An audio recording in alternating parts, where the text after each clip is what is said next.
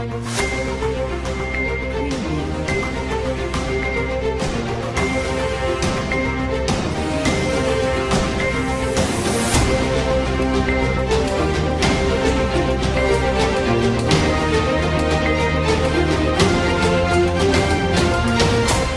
उड़ीसा में आपका स्वागत है।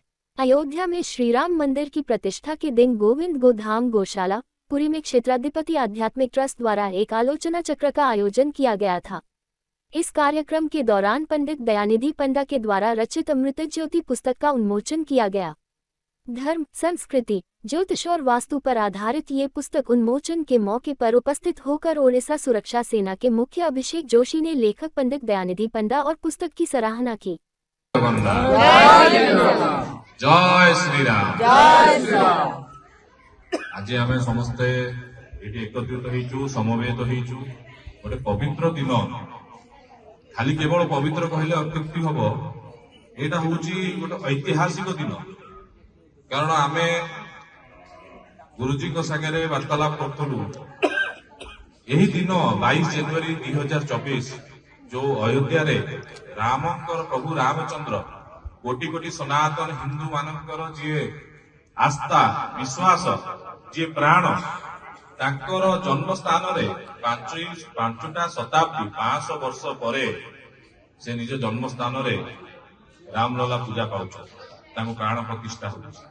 एवं सही क्रम रे जेमिति हमर शास्त्र लिखाई अयोध्या को मध्य पुरी बोली कहा जाइछि, से बोली 8टा पुरी शास्त्र रे लिखाई हमर भारत वर्ष आमे एक अन्यतम जे कि पुरुषोत्तम क्षेत्र प्रभु श्री जगन्नाथ क्षेत्र रे आमे सही पवित्र एवं ऐतिहासिक दिन रे एटी समस्त एकाठी होइछु।